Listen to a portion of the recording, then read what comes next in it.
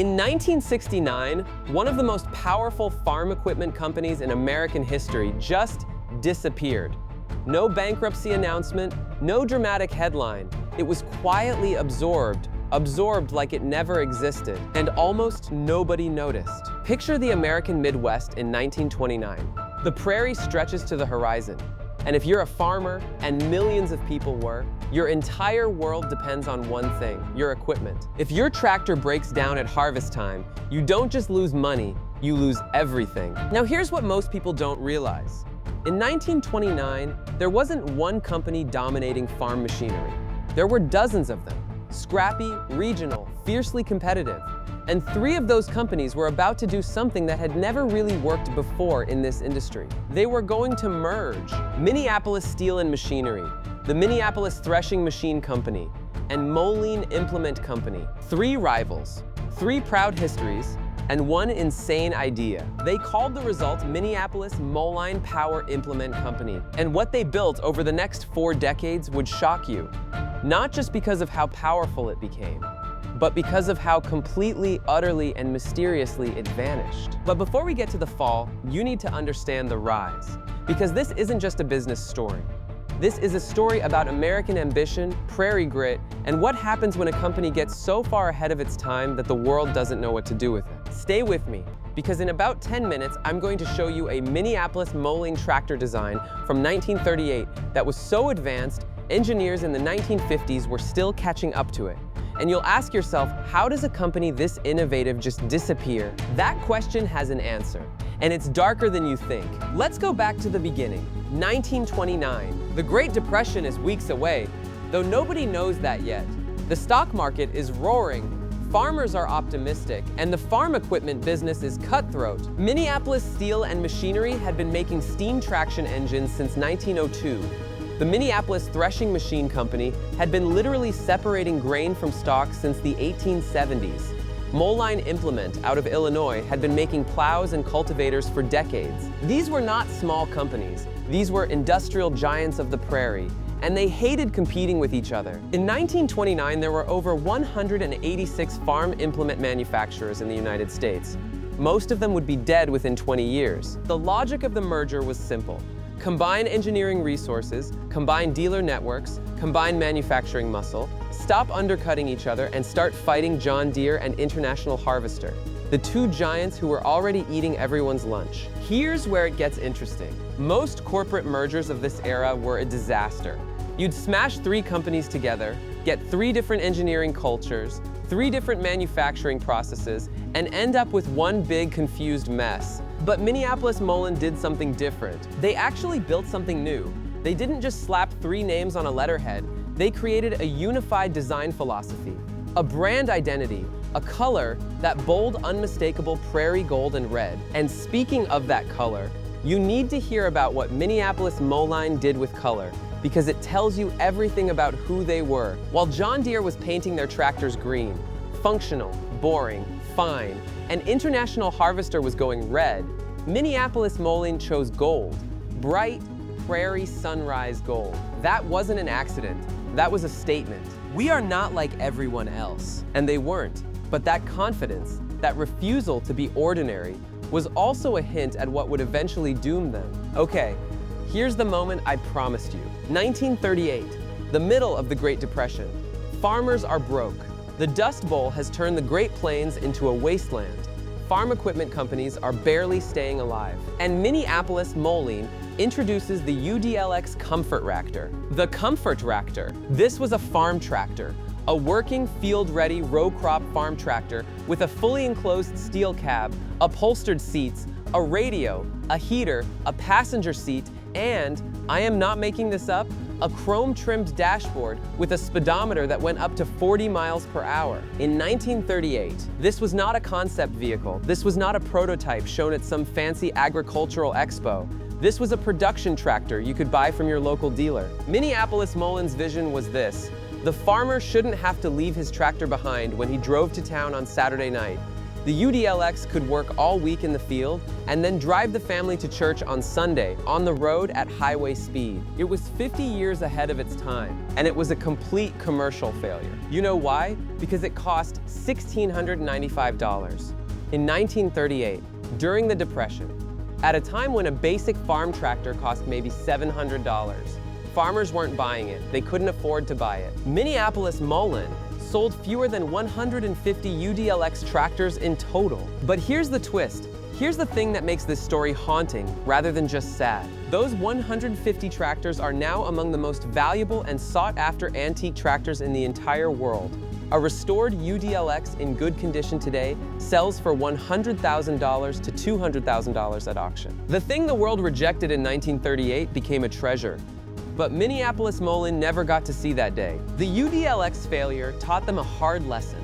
Being ahead of your time doesn't pay the bills. But here's what's remarkable. They didn't stop innovating.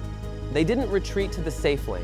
If anything, they got more ambitious. And what they did next is the part of this story almost no one knows about. December 8th, 1941, the day after Pearl Harbor, Minneapolis Moline, like virtually every American manufacturer, gets a visit from the US government.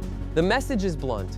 We need you to build war machines, not farm machines. And most companies adapt. They retool. They figure out how to make weapons or vehicles or airplane parts. Minneapolis Moline didn't just adapt, they excelled. They converted their factories to produce military hardware, artillery gun mounts, aircraft components, and a specialized military tractor called the NTX, built specifically to tow aircraft on airfields and military bases. The NTX was built to work in any conditions, on any terrain, under any weather.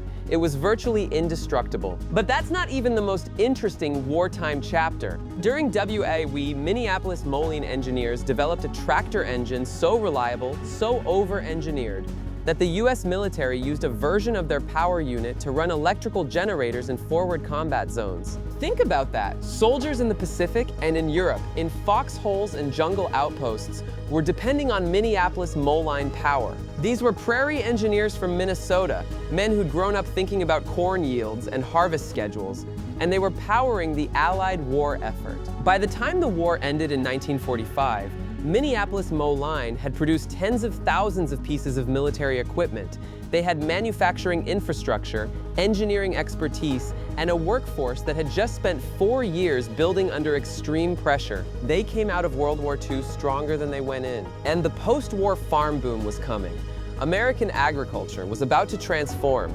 Farms were getting bigger, machinery was getting more powerful, and the demand for heavy-duty equipment was going to explode. Minneapolis Moline was perfectly positioned. So what went wrong? The late 1940s and 1950s were, by any measure, the golden age of Minneapolis Moline. They released the GT series, massive, powerful tractors designed for large-scale farming operations. They built the GTA, the GTB, eventually the legendary G-Series line that became one of the most recognizable tractor families in American agricultural history. Their engineering team was producing innovations that competitors scrambled to copy.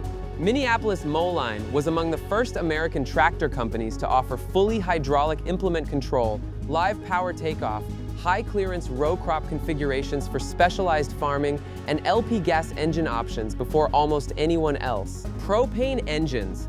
Think about that. When the rest of the industry was locked into gasoline, Minneapolis Moline was offering farmers a cleaner, cheaper fuel alternative in the early 1950s. By the mid-1950s, Minneapolis Moline had a dealer network across the Midwest and Great Plains, loyal customers who wouldn't touch another brand, and a reputation for engineering quality that was second to none. But underneath all of this, under the Prairie Gold paint and the loyal dealer base and the engineering awards, there were cracks. And these cracks had a name: scale. John Deere sold hundreds of thousands of tractors a year. International Harvester sold hundreds of thousands. Case, Alice Chalmers, all of them dwarfed Minneapolis Moline in sheer volume. And in manufacturing, volume is everything. When you sell more tractors, you can invest more in R&D. You can negotiate better prices on raw materials. You can afford to take risks on new models. You can absorb the failures. Minneapolis Moline was a medium-sized company trying to play in a big company league. And they were doing it brilliantly, right up until the moment they weren't. In 1959, something happened that changed everything. And it came not from a competitor, but from a handshake. 1959. Minneapolis Moline is approached by the White Motor Company, a conglomerate based in Cleveland, Ohio, that makes trucks and is looking to expand into farm equipment. White's pitch is simple: let us invest, let us be a partner. We'll give you the capital infusion you need to compete at the next level. Minneapolis Moline's leadership, facing mounting pressure from larger competitors and struggling to fund the R&D needed to stay ahead, says yes. It starts as a minority stake, a partnership, a lifeline. By 1963, White Motor had acquired full control of Minneapolis Moline. And this is where the story gets dark. White didn't buy Minneapolis Moline because they loved tractors. They didn't buy them because they believed in the Prairie Gold legacy. They bought them because farm equipment was a profitable market and they wanted a piece of it. And here's what conglomerates do with companies they buy for financial reasons rather than passion. They rationalize them. They cut product lines that aren't profitable enough. They merge facilities. They consolidate engineering teams.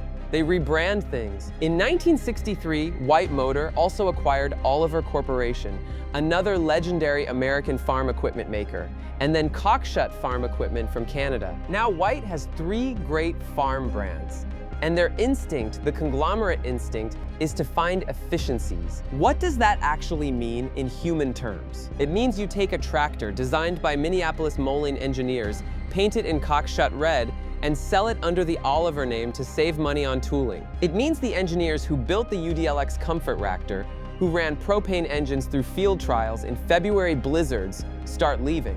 Because the culture has changed. Because the new owners care more about margins than craftsmanship. It means the Prairie Gold starts to fade. By the mid-1960s, Minneapolis Moline was no longer really Minneapolis Moline. It was a brand name on machines that were increasingly designed by committee and built for cost, not for the farmers who'd trusted the gold paint for 30 years. The loyal dealer network, the men who'd sold tractors for generations, started defecting. Why carry a brand that was losing its identity? And the farmers who loved their GTBs and their UTUs and their Prairie Golds, they were getting older. Their sons were looking at the new John Deere 4000 series, the new International 1066, tractors with turbocharged engines and integrated hydraulics and dealer networks in every county. Minneapolis Moline was losing the next generation. 1969, White Motor Company makes its final decision. The Minneapolis Moline brand name will be discontinued, manufacturing will be consolidated, the last Minneapolis Moline branded tractor, the G1350, rolls off the line. There is no announcement, no press conference, no farewell from the company that built the Comfortractor and powered Allied soldiers and gave American farmers 40 years of Prairie Gold. The brand simply stops. Think about what that means. A company founded in 1929, born from 3 proud industrial legacies that stretched back to the 1870s, nearly a century of American manufacturing, ends not with a bang, not even with a whimper, but with a quiet administrative decision in a Cleveland boardroom. The factories in Hopkins, Minnesota, where machinists had once worked through winter nights to meet wartime production quotas, are repurposed. The Prairie Gold is painted over, and America moves on. Corn still gets planted, wheat still gets harvested, just not by Minneapolis Moline. But here's the thing I want you to sit with for a moment. Minneapolis Moline didn't fail because their tractors were bad.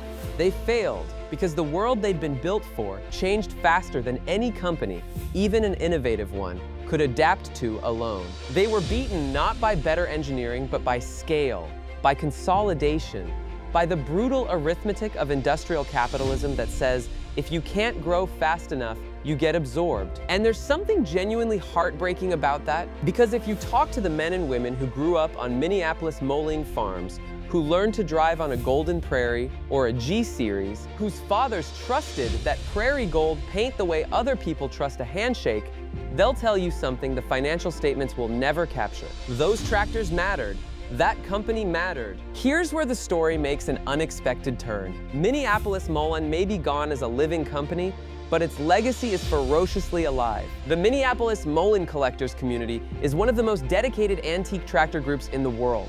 Every summer, at shows across the Midwest, in Iowa, Minnesota, Nebraska, the Dakotas, you'll find Prairie Gold tractors gleaming in the sun, restored to better than factory condition by owners who weren't even born when the brand died. The UDLX Comfortractor, the tractor that flopped in 1938, is now a holy grail for collectors. Museums fight over them.